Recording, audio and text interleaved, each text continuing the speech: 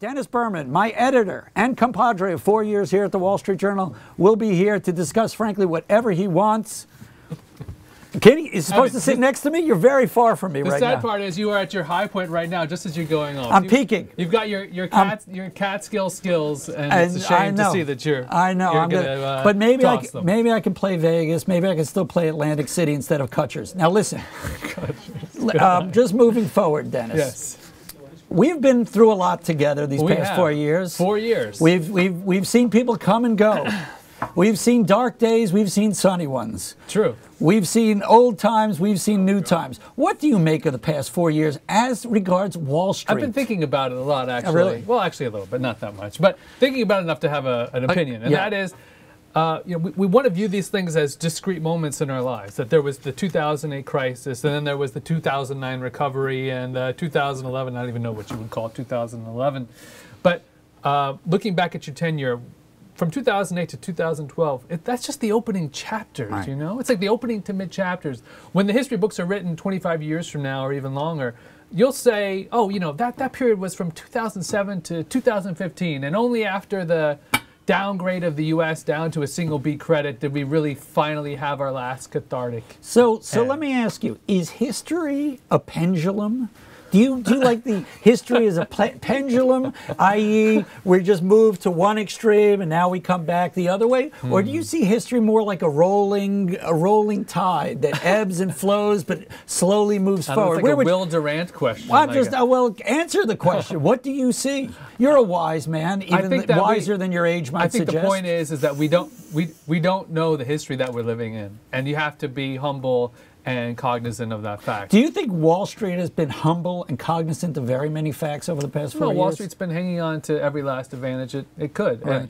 And it makes sense. It's the rational outcome for Wall Street. But Wall Street has just been left so diminished. You know, we forget about the politics. I mean, once upon a time, people are not aware of this. When I was at UBS, a bright-eyed, bushy-tailed cub reporter by the name of Dennis Berman came and visited me. You were important. You were the tech. I know. I was the lead tech banker for UBS. I know, a dubious distinction. A very dubious distinction. But my point was that was like a different world then. Right. The way you regarded me, the way you looked at me, not for who I was, but for kind of Wall Street, what I represented. Yeah. Now, if you went to the same meeting, forget it's me because I'm no longer there. I'm here with you. Would you? You feel sorry for the guy. You would look it's differently. Tough out there. There's not a lot of deals. Right, so the world has changed. Full circle. Speaking of full circle, right? You started in August, correct? Started this show. No, I started in April of 2008. April 2000. No, not the show. Yeah, this show, Main Street, August of 2011. Yeah. I think we have some fine excerpts, but perhaps. We're going to do a greatest hits kind of thing. Greatest hits. Greatest hits. That's fantastic. It's like the Cosby Show, the last show where Bill and Felicia, they sort of walk out of the brownstone. Are you going to give me the Shema before we get going here? I don't know what's on it. Are you going to? So okay, here we go. Here it comes. Good afternoon. It's Monday, August 22nd. Stocks are up. Muammar Gaddafi is on the run. And I'm Evan Newmark. Welcome to the world premiere of Mean Street. The fault, dear Brutus, is not in our stars, but in ourselves. If you're wondering why our government in Washington is so divided and so dysfunctional, you only really have to look at yourself in the mirror. Firing people, building investments, making profits. This, of course, is the very same stuff of which any self-respecting capitalist should be proud of. Now, I spent some time in the private equity industry at Goldman Sachs, I should add, 2 strikes against me. Every other newspaper across America having some trouble.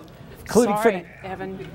You are always having such heavy segments on your show. You need to lighten it up a little bit. The Academy has been meeting, the Oscars are this weekend. Oscar? There is a special Oscar for Evan Newmark. The biggest issue for America today is the fact that their parents and their grandparents, through Social Security and Medicare, are taking an ever bigger slice of the American pie. The glass is always half full for you. That is why Wall Street, give them a bit of we time. need more people like you in our society. They all just announced layoffs last quarter. Give them time to have them filter through, and then give them another 6 months and see where we are. Yeah, I'm a little skeptical, but Julie Steinberg, thank you again for joining us. I'm sure we'll see you again in the next few weeks when I can tell you that your optimism was misplaced. Maybe when Evan Newmark was at Goldman Sachs back in the mid-1980s, early 1990s. Yeah. Is it possible for him to come out and say, you know what, we have to change our business principles? The idea that Lloyd will mention you in any statement is already incredible. It's preposterous, completely undermines your statement. But you know what I'm saying. Well, I think what we've taken away from that is you look much better with a haircut. You like me with the tight haircut. Yeah. You got a haircut. Did you get a haircut just for today's show? I did. Hey, Evan, what are your final thoughts? Looking back at it, having a wistful recollection of things. Is this JR's prompt for me to read my final comments? I'm actually quite curious. You're quite curious? Yeah. I would say over the last 4 years, Dennis, when I came, I said to you something. I said to you, you know what my motto is, which is when it comes to Wall Street and Washington, you can never be cynical enough. I said that from the get-go. And you know what? The past 4 years has basically at every turn validated my comment. And I don't know what I don't know what it says about human beings. You know, my view is I'm a kind of a, live and let live kind of person. I believe in the spirit of the individual. And yet, I think our government and our society has some very, very deep-seated problems that only we as individuals can actually resolve. Oh my goodness. You are headed for Fox News. That is your next stop. I'm not headed for Fox News. Dennis Berman, thank you very, very much, my good and very kind editor.